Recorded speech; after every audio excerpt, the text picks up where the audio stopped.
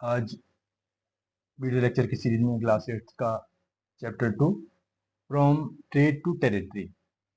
तो आप जानते हैं कि अंतिम शक्तिशाली मुगल बादशाह में औरंगजेब था, जिसकी कि 1707 में मृत्यु हो गई। उसके बाद जो मुगल परिवर्ती मुगल कहलाए वो उतने शक्तिशाली नहीं थे। फिर क्या हुआ, कई राज्य अपने अपने आप को, उन्होंने सूबेदार जो थे उन्होंने अपने आप को स्वतंत्र घोषित कर दिया और उन्होंने अपने आप को दिल्ली से स्वतंत्र बना दिया कि हम दिल्ली के कंट्रोल में नहीं रहेंगे। दिल्ली मतलब बादशाह है, दिल्ली में बादशाह का कैपिटल था उस समय। तो 18वीं सदी के सेकेंड हाफ में जो है, ठीक है, अंग्रेज नाम है कि एक नई शक्ति का उदय हुआ। भारत में अंग्रेज व्यापारियों के रूप में थे तो पहले से, लेकिन वो अपने आप को एक शक्ति के रूप में उन्होंने 18वीं सदी के उत्तरार्ध में शुरू हुआ।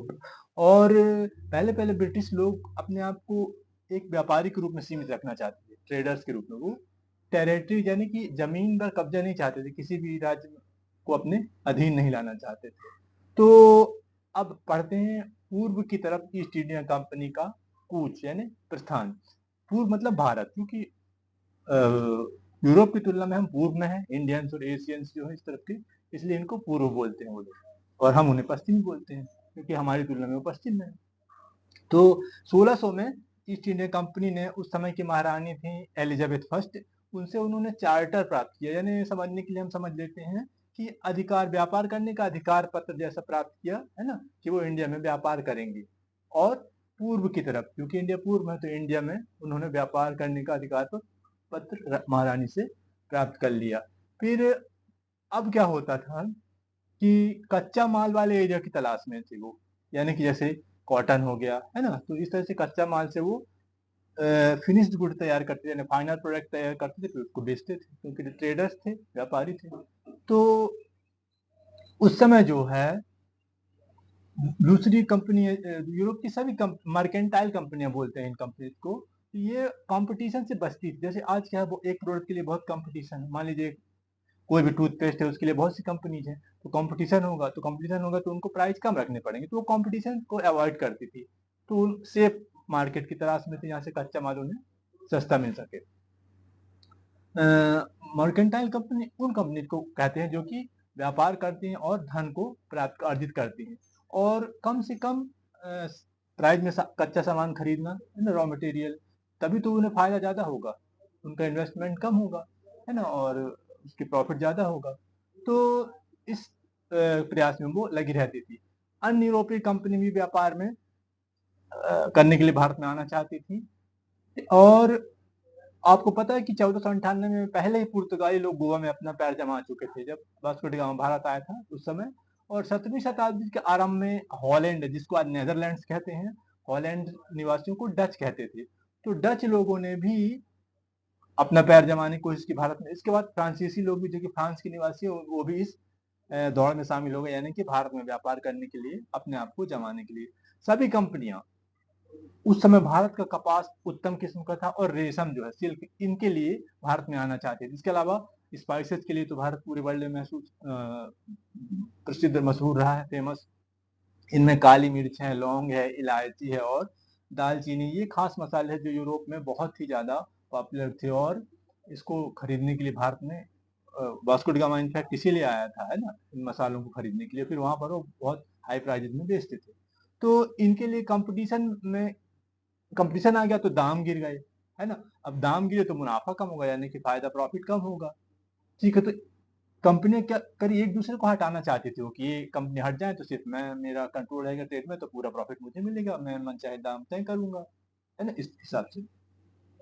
तो वो एक दूसरे को कंपटीशन में क्या करती थी, रास्ते में, क्योंकि समुद्र के रास्ते उनके जहाज आते थे, एक दूसरे के जहाज डुबो दिया करती थी, ठीक है। और झड़पें हुआ करती थी, है ना, जहाज का रास्ता रोक दिए थे, और कभी कभी तो जहाज में हथियार लेके आता करते, ताकि दूसरे हमारे कंपटीटर कंपनी जो है हमें नुकसान न पहुंचा सके। अब इसके अलावा व्यापारिक केंद्र, जहां पर जो सामान खरीदते थे, यहाँ पर कच्चा सामान भारत में, वहां पर जो केंद्र थे उनको किलेबंदी, यानी चारों तरफ उनको फोर्टिफिकेशन बना देते थे, यानी कि बड़ी ऊंची ऊंची दीवारें बना देते, ताकि उनके कॉम्पिटिटर्स अंदर न प्रवेश कर पाए और उन्हें नुकसान न पहुंचा। ये किलेबंदी जो है इसके कारण क्षेत्रीय शासकों से विवाद हो जाता था, क्योंकि क्षेत्रीय शासक यानी इंडिया में जो रूलर्स थे वो सोचते थे कि हमारे खिलाफ ये अंदर कुछ हथियार बना रहे हैं, सैनिकों को ट्रेनिंग दे रहे हैं, तो इसीलिए वो इसको पसंद नहीं करते थे। अब हम दूसरे टॉपिक में आते हैं, ईस्ट इंडिया कंपनी का बंगाल में व्यापार। तो 1651 में ईस्ट इंडिया कंपनी की पहली फैक्ट्री जो है हुगली में, बंगाल में हुगली में शुरू हुई थी। फैक्ट्री उस जगह कहते थे जहां पर वो अपना काम कर फैक्टर्स रहते थे, जो यूरोपीय ट्रेडर्स है उसको, तो फैक्ट्री शुरू हुई।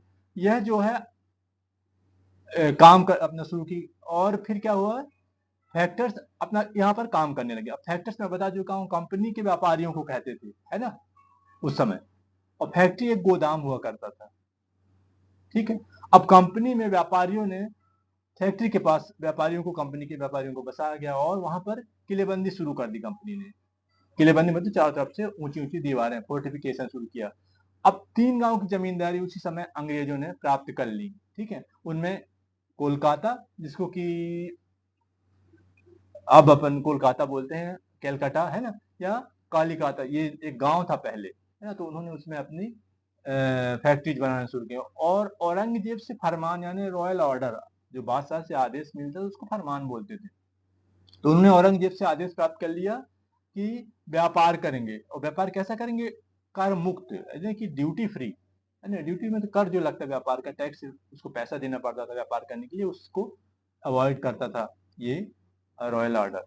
अब कंपनी और रियायतें चाहती थी, क्योंकि ज्यादा से ज्यादा प्रॉफिट के लिए ज्यादा से ज्यादा रियायतें चाहिए, यानी कि कम टैक्स देकर व्यापार करना, यही रियायतें। तो फरमान की आड़ में कंपनी के अधिकारी क्या करते थे, मुफ्त में व्यापार करने लगे। व्यक्तिगत उन्होंने अपनी खुद की क्या की, व्यापारिक, खुद व्यापार करते थे पर्सनल लेवल पर, और कंपनी के लेवल पर तो करते ही थे। और ये इलीगल था, है ना, इसको आदेश में नहीं दिया था बादशाह ने, लेकिन वो चुपचाप ये काम करते थे। अब पढ़ते हैं व्यापार से लड़ाई कैसे शुरू हुई। तो क्या हुआ, 18वीं सदी के शुरू में कंपनी अधिकारियों और नवाब के बीच एक लड़ाई की शुरुआत हो गई। उस समय मुर्शीद कुली खान जो है ना, अलीवर्दी खान और सिराजुद्दौला, ये 3 नवाब थे बंगाल के, एक एक क्रम से, है ना। तो ये शक्तिशाली शासक माने जाते थे, है ना। सबसे पहला जैसे मुर्शीद कुली खान, फिर उसके बाद अलीवर्दी, उसके बाद सिराजुद्दौला के बारे में हम आगे भी पढ़ेंगे। तो इन्होंने कंपनी को रियायतें देना मना कर दिया, और कहा कि आप उल्टा हमें ट्रिब्यूट देंगे, एक समझ लीजिए टैक्स जैसा समझने के लिए, कंपनी को ट्रिब्यूट देंगे, समय समय पर कंपनी को दिया करेंगे, और किलेबंदी नहीं करेंगे। और तीसरी बात, किलेबंदी मतलब चारों तरफ से अपनी फैक्ट्री के को पैक जैसा करना ताकि बाहरी लोग ना देख पाए, और इसके अलावा अपने सिक्के ढालेंगे, क्योंकि सिक्के ढालना उस समय सत्ता का, ताकत का प्रतीक माना जाता था। जो भी शासक अपने सिक्के ढालता था, मतलब वो उसकी सत्ता पूरे मानी जाती थी। तो कंपनी को उन्होंने कहा कि आप, किन्होंने, नवाब ने, बंगाल के जितने भी थे, कि आप अपने सिक्के नहीं ढाल सकते। तो ये जो है ना, और इन चीजों से विवाद होने लगा, किनके बीच में, नवाब और कंपनी के बीच में। अब कंपनी ने कहा कि ड्यूटी हटाइए, आप जो टैक्स फ्री कीजिए व्यापार, तभी हम उन्नति कर पाएंगे, व्यापार आगे बढ़ेगा, है ना। और सेटलमेंट्स को बढ़ाने के लिए, सेटलमेंट यानी बस्तियां जो होती थी आसपास, उसको बढ़ाने लगे, ठीक है। और इसके अलावा जो पुराने किले थे जहां पर कंपनी की, उनकी मरम्मत करने लगे। तो ये जो किले की मरम्मत करना, उसके अंदर की संदिग्ध गतिविधियों को शुरू करना, इससे नवाब अलर्ट हो गए कि अंदर कुछ कंपनी हमारे खिलाफ कर रही है। और इसीलिए फिर आगे, इसलिए आगे प्लासी, बैटल ऑफ प्लासी हुआ, जिसको कि हिंदी में प्लासी का युद्ध भी कहते हैं, है ना। अब 1756 में क्या हुआ, अलीवर्दी खान की मृत्यु हो गई, उसके बाद सिराजुद्दौला नवाब बनाया गया, है ना। वो बहुत कम उम्र का था बेचारा, ठीक है। और कंपनी ये चाहती थी कि कोई पपेट शासक बने, पपेट नवाब बने। पपेट मतलब जो उनके कहने से एकदम काम करे, ना कि अपने दिमाग से या अपने हित में, वो कंपनी के हित में काम करे, कहने बस के लिए नवाब रहे। तो वो दूसरे को नवाब बनाना चाहती थी। सिराजुद्दौला ने रेवेन्यू चुकाने, किलेबंदी रोकने, है ना, और राजनीतिक हस्तक्षेप रोकने को कहा। कंपनी से कहा कि आप रेवेन्यू दीजिए, टैक्स दीजिए, ड्यूटी फ्री व्यापार नहीं होगा, किलेबंदी मत कीजिए, इससे हमें सुरक्षा है। और तीसरी बात क्या है, राजनीतिक कंपनी क्या करती है, राजनीतिक मामलों में बोलती है नवाब के दरबार में। तो उन्होंने कहा ये चीजें आप हटाइए। किन्होंने कहा, सिराजुद्दौला ने कहा, जो कि बंगाल के नवाब थे, ठीक है। अब बातचीत हुई और असफल हो गई। अब नवाब ने क्या किया, 30,000 सैनिकों के साथ कासिम बाजार, कोलकाता के पास था, उस समय बड़ा शहर था, आज तो छोटा, उतना महत्व उसका नहीं है, अब कोलकाता बहुत बड़ा हो गया है। तो कासिम बाजार में जो है अंग्रेज कंपनी के अधिकारियों को बंदी बना लिया, कैप्चर कर लिया। फिर क्या हुआ, गोदाम को भी कब्जे में कर लिया और अंग्रेज सैनिकों को के जितने हथियार थे उनके हथियार जब्त कर लिए। ठीक है, और इन सब बातों से, है ना, अंग्रेज कंपनियों के मन में गुस्सा आ गया नवाब के लिए। अब रॉबर्ट क्लाइव उस समय जो था, है ना, तो रॉबर्ट क्लाइव ने क्या किया, अपने नेतृत्व में मद्रास से, हालांकि मद्रास में था, मद्रास से नौसेना को यानी नेवी को लेकर लेकर के वो चला किस तरफ, कलकत्ता की तरफ चला, है ना। और 1757 में जो है क्लाइव ने अंग्रेज सेना का नेतृत्व किया और प्लासी के मैदान में लड़ाई शुरू हुई। अब सिराजुद्दौला जो उस समय नवयुवक ही था, है ना, लेकिन बेचारा उसको लड़ना पड़ा, तो दोनों के बीच में लड़ाई शुरू हो गई। तो उस समय सिराजुद्दौला का सेनापति था मीर जाफर। मीर जाफर को लालच देकर अंग्रेजों ने अपनी तरफ मिला लिया था। तो लड़ाई जब युद्ध में सेना गई तो मीर जाफर ने आदेश ही नहीं दिया, सेना को, सेनापति था, उसने सैनिकों को आदेश ही नहीं दिया लड़ाई का। ठीक है, तो इससे स्वाभाविक है सिराजुद्दौला बेचारा हार गया, और है ना। तो ये जो अंग्रेजों की ये ऐसी लड़ाई थी जो बिना लड़े ही एक तरह से उन्होंने जीत ली, और ये पहला बड़ा जीत थी भारत में अंग्रेजों की, सीधी लड़ाई की बात जहां तक हम करते हैं। अब मीर जाफर को नवाब बनाया गया क्योंकि उसको लालच दिया गया था, नवाब बनाने की शर्तें उसने साइन की थी लड़ाई के पहले गुप्त रूप से अंग्रेजों के साथ, क्लाइव के साथ। उसको नवाब बनाया गया और कंपनी प्रशासन की जिम्मेदारी नहीं लेना चाहती थी। वो चाहती थी हम व्यापार करें, प्रशासन करने का उसको जिम्मेदारी लेने का कोई इंटरेस्ट नहीं था। तो अब कंपनी ने क्या किया, मीर जाफर को से बहुत मांग करने लगी, लेकिन मीर जाफर उसने उनकी डिमांड पूरी नहीं कर पाया। तो फिर मीर कासिम उसका दामाद था, है ना, उसको उन्होंने नवाब बना दिया। तो मीर कासिम काफी पढ़ा लिखा था, तो मीर कासिम ने इस बात का, कंपनी की जो गतिविधियां उनका विरोध किया। तो उन्होंने क्या किया, 1764 में कंपनी और मीर कासिम उसके साथ भी एक दो जगह के और शासकों ने मिलकर क्या किया, बक्सर नामक जगह में लड़ाई शुरू की, जिसे बक्सर का युद्ध कहते हैं। इसमें मीर कासिम को हार का सामना करना पड़ा और पुनः मीर जाफर बूढ़ा हो गया था, उसको फिर से नवाब बना दिया गया बंगाल का। अब नवाब ने क्या किया कि लाखों रुपए महीने की डिमांड कंपनी उनसे करती थी, है ना। तो 5 लाख रुपए महीना देना तय किया, किसने, नवाब ने, कंपनी को। लेकिन कंपनी और धन चाहती थी युद्ध में लड़ने के लिए, है ना, और अपने व्यापार को बढ़ाने के लिए। तो 1765 में मीर कासिम की इसी बीच मृत्यु हो जाती है। तो उनकी मृत्यु के बाद कंपनी ने स्वयं सत्ता अपने हाथों में ले ली और कंपनी बंगाल में रेवेन्यू वसूलने लगी। रेवेन्यू यानी टैक्स, समझिए, जमीन का जो टैक्स है रेवेन्यू कहलाता था। तो उससे क्या हुआ, बहुत ज्यादा इनकम होने लगी कंपनी को। पहले कंपनी खर्चों के लिए इंग्लैंड से खर्चे मंगाती थी, अब उसको क्या करना पड़ा, यही खर्चा मिलने लगा, यानी भारत का ही धन भारत के लिए ही अपने आप को बढ़ाने में यूज करने लगी कंपनी। तो ये बहुत बड़ी रियायत थी कंपनी के लिए। तो उन्होंने क्या किया, अपने जैसे कॉटन सिल्क खरीदने के लिए, सेना के खर्चे, अधिकारियों को पैसा सैलरी देने के लिए, है ना, इन सभी कामों के लिए उसे अब रेवेन्यू मिलने लगा। तो वो काफी रिलैक्स फील की, आर्थिक रूप से उसे स्वतंत्रता मिली। अब कंपनी अधिकारी नवाब बन गए। नवाब दरअसल अंग्रेजी, हिंदी शब्द का अंग्रेजी वर्जन है नवाब। तो उस समय क्या था, नवाब का अर्थ होता है जो काफी ठाट बाट से रहे, है ना, और जिसके पास काफी पावर हो, पैसा हो। तो कंपनी के अधिकारियों ने क्या किया था, उस समय इतने पैसे कमाए कि वो शक्तिशाली हो गए, नवाबों की तरह ठाट बाट से रहने लगे। क्योंकि भारत में नवाब लोग जो है एक प्रदेश के मालिक होते थे, है ना, शासक होते थे, तो वो काफी ठाट बाट से रहते थे। इसी तरह जो अंग्रेज अधिकारी कंपनी से जुड़े होते, उन्होंने इलीगल व्यापार किया या कंपनी से प्रॉफिट इलीगल ऐसा लिया कि वो काफी नवाबों की तरह रहने लगे इंग्लैंड में जाके। तो उनमें से कईयों ने भ्रष्टाचार भी किया। अब 1772 में ब्रिटिश संसद ने, जैसे रॉबर्ट क्लाइव ने, क्लाइव पर क्या चलाया, मुकदमा चलाया गया ब्रिटिश संसद में, वहां इंग्लैंड में, नॉट इन इंडिया। इंग्लैंड में कि आपने भ्रष्टाचार किया, काफी धन कमाया। हालांकि उनको बाद में दोष मुक्त करार दिया गया वहां की संसद के द्वारा, लेकिन उन्होंने आत्महत्या कर ली क्लाइव ने। और बहुत से अधिकारी कंपनी के भ्रष्ट थे, लेकिन सब नहीं थे, है ना। हम वी कैन नॉट से कि all the officer of the company were corrupt, no, this were not the fact. लेकिन ये है कि एक सच्चाई थी कि बहुत से ज्यादा, बहुत से अधिकारी कंपनी के भ्रष्ट थे। अब सामान्य परिवारों से आने वाले कंपनी के अधिकारी जब यहाँ से खूब धन कमाते थे, इंग्लैंड में जाके ठाट की जिंदगी रहने लगे, तो उन्हें नवाब यानी नवाब कहा गया। हालांकि वहां पर लोग उनकी हंसी उड़ाते थे, है ना, और उनको सोशल जो स्टेटस है उसमें, सोशल जो रंग है उसमें नीचे ही रखा जाता था, बहुत सम्मान प्राप्त नहीं था सामाजिक रूप से, लेकिन फिर भी।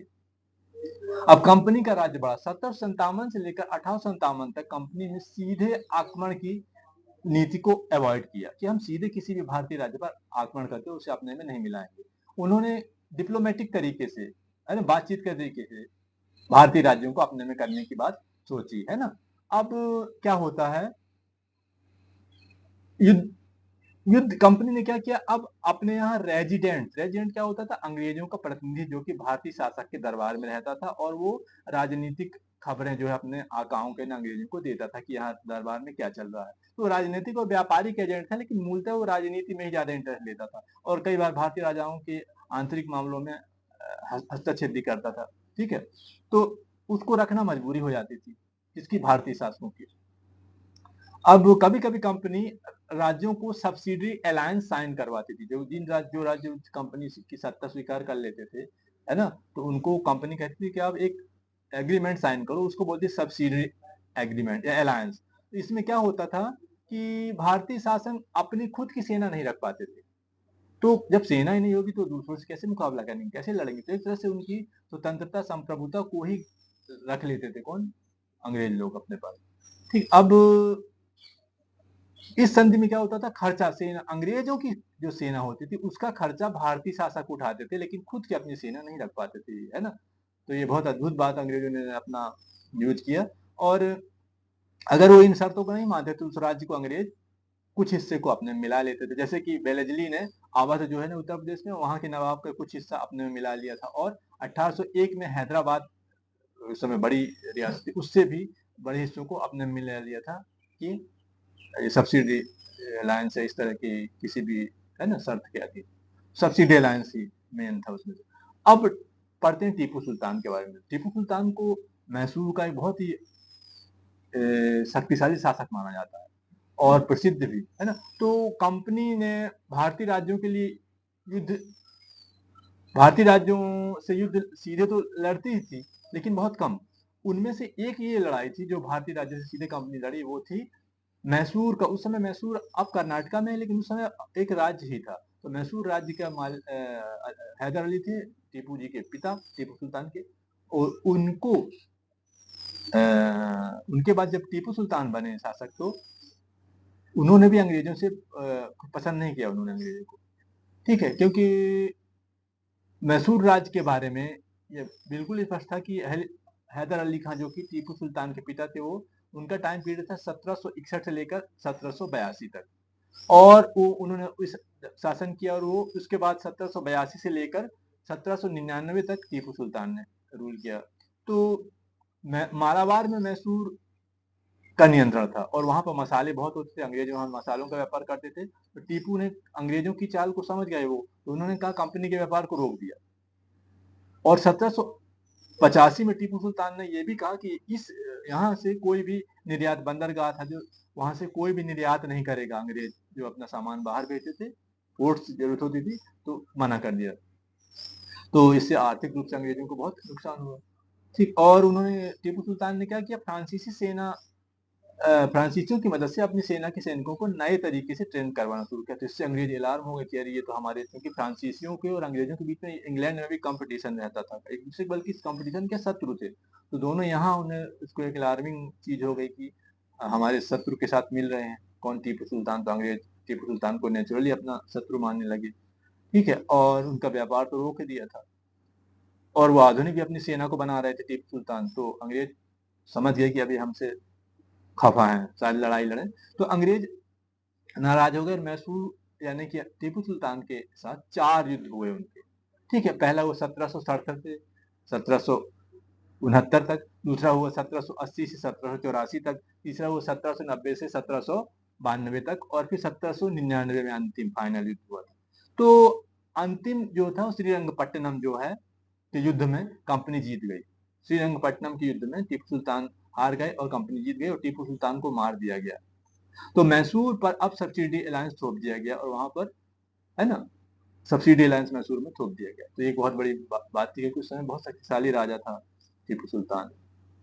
अब मराठों के साथ युद्ध आते हैं। उस समय एक और शक्ति थी भारत में, मराठों की। महाराष्ट्र के रहने वालों को मराठे बोलते थे। तो 18वीं सदी के अंत में मराठाओं पर जो है अभी अंग्रेज चाहते थे कि नियंत्रण करें, है ना, क्योंकि एक बड़ी शक्ति थी, और कर भी लिया अंग्रेजों ने उन पर नियंत्रण। और जब तीसरा युद्ध हुआ था, पानीपत का तीसरा युद्ध हुआ था 1761 में, तो मराठों का की हार हो गई थी और मराठे जो चाहते थे कि हम दिल्ली पर राज करना, यानी पूरे भारत पर राज्य करना, पूरे भारत पर शासन करने की उनका सपना सपना ही रह गया, क्योंकि वो अंग्रेजों से हार गए। ठीक है, अब सिंधिया, होलकर, गायकवाड़ और भोसले जो है, ये इन सरदारों ने अपने अपने अलग अलग छोटे राज्य बना लिए, लेकिन वो एक बड़े कन्फेडरेसी यानी कि अलायंस के रूप में पेशवा के नियंत्रण में रहते थे, है ना। थे अलग अलग, लेकिन एक बड़ा नियंत्रण उनको एक केंद्रीय सत्ता के रूप में पेशवा था, और वो अपने क्षेत्रीय राजा थे। तो पेशवा मिलिट्री और प्रशासनिक हेड होता था, ठीक है, निर्णय सभी प्रमुख वो लेता था। अन्य महाजी सिंधिया और नाना फडणवीस महत्वपूर्ण पेशवा माने जाते हैं मराठाओं के। अब जब पहला अंग्रेज मराठा युद्ध हुआ 1782 में, तो उसके बाद सलवाई की संधि, कोई खास निर्णय नहीं निकल पाया, तो सलवाई की संधि के साथ ही समाप्त हुआ। इसके बाद दूसरा आंग्ल मराठा युद्ध, आंग्ल मराठा मतलब the war between the English and the Marathas, तो ये 1803 से 1805 तक चला। इसमें अंग्रेजों ने उड़ीसा और यमुना के उत्तरी हिस्सों का कंट्रोल अपने में ले लिया, आगरा, दिल्ली वगैरह में। अब तीसरा आंग्ल मराठा युद्ध 1817 से 1819 तक चला। इसमें मराठों की हार हुई और पेशवा हार होने से पेशवा जो है प्रमुख थे, उनको पेंशन दे दी गई, रिटायर कर दिया गया और उनको बिठूर कानपुर के पास भेज दिया गया। तो ये मराठा शक्ति का भी एक पराभव है, हार है, जो कि अंग्रेजों ने कंट्रोल किया, बहुत बड़ी उनके लिए बहुत उपलब्धि थी। अब इसके बाद आते हैं कंपनी की पैरामाउंट का दावा। अब चूंकि भारत में बड़ी बड़ी ताकतों को अंग्रेजों ने उस समय हरा दिया, तो पैरामाउंट का होता है सर्वोच्च पावरफुल। तो अंग्रेजों ने कहा कि हम पैरामाउंट है भारत में, यानी सबसे शक्तिशाली हम ही है, हमें कोई चैलेंज भारत में नहीं कर सकता। तो इसको बोलते हैं पैरामाउंट की नीति, है ना। तो कंपनी ने इस नीति का अनुसरण किया। कंपनी का कहना था कि भारत में वो सर्वोच्च शक्ति है, पैरामाउंट मीन्स टॉप पावर, और सभी भारतीय राज्यों से बढ़कर हैं वो, और किसी भी राज्य को अपने में मिला सकते हैं अगर वो जरूरत समझते हैं, या राज्य उनके हिसाब से नहीं काम कर रहे हैं तो, ठीक है, मतलब उनकी शर्तों के हिसाब से।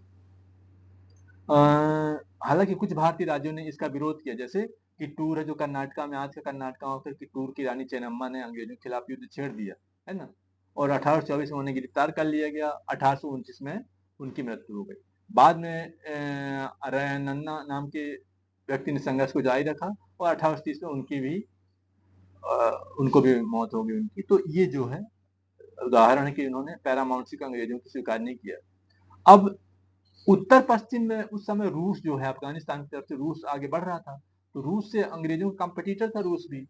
तो अंग्रेजों ने सोचा, उनको डर लगा कि कहीं ये भारत में हमारे राज्य पर, भारत क्योंकि उस समय वो रूल कर रहे, तो अपना एरिया समझते थे, अपनी टेरिटरी, तो उन्होंने सोचा कहीं भारत में ना आ जाए रूस। तो उन्होंने क्या किया, अफगानिस्तान को कंट्रोल करना चाहा, क्योंकि उस तरफ से अफगानिस्तान उत्तर तरफ से आ रहे थे कौन,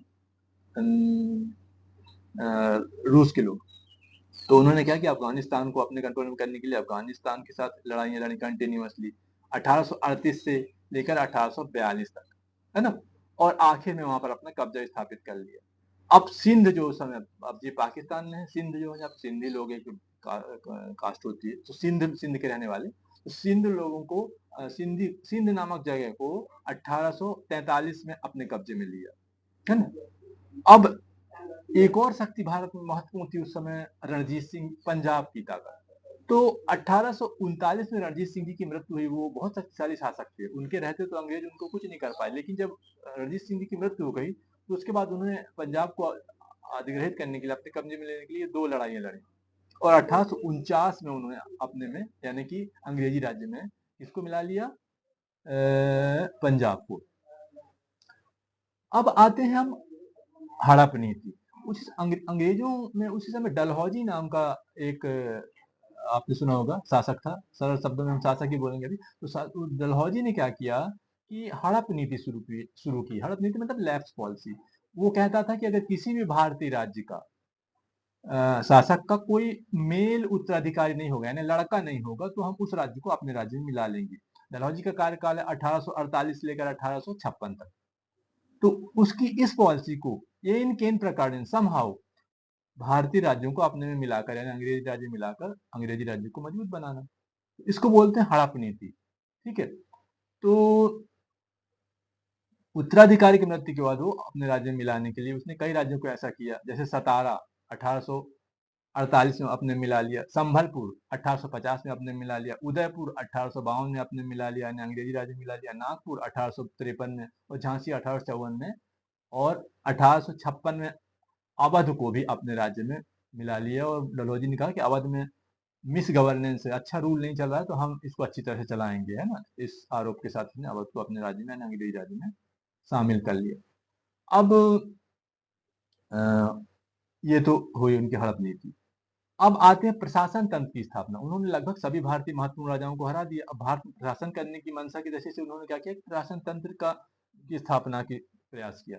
तो वारेन हेस्टिंग जो 1773 से लेकर 1785 तक उसने रूल किया था भारत में, तो मतलब कंपनी का, है ना, की तरफ से, not separate independent rural ruler like king and other, है ना, लेकिन उसने रूल कंपनी के, है ना, गवर्नर जनरल, ठीक है।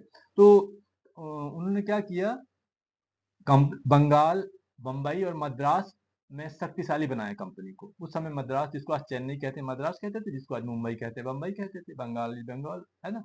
तो इन्हें प्रेसिडेंसीज में बांटा गया। प्रेसिडेंसी यानी समझने के लिए हम ये कह सकते हैं जैसे आज प्रदेश होते हैं ना, उस तरह के कुछ कुछ, है ना, नॉट एग्जैक्टली, लेकिन प्रेसिडेंसी में बांटा गया बंगाल, बंबई और मद्रास को। और हर एक का गवर्नर नियुक्त किया गया। गवर्नर जनरल तो पूरे भारत का शासन देखता था अंग्रेजी शासन की तरफ से, है ना।